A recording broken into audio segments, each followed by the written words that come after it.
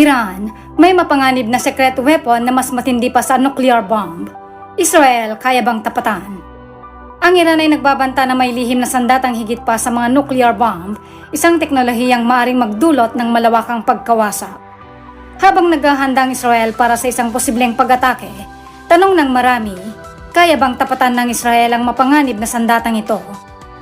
Sa gitna ng tumitinding tensyon, nakaamba ang direktang bakbakan sa pagitan ng dalawang bansa. Ano nga ba ang kakayahan ng bawat panig at sino ang mananaig sa gantihan ng dalawang bansang ito? Pero bago yan ay huwag kakalimutang mag-like, subscribe at kalimbangin na rin ang notification bell para laging updated ka sa ganitong klaseng video.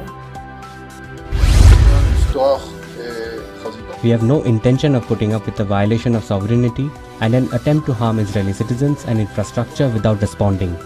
The response will be precise, painful, and surprising.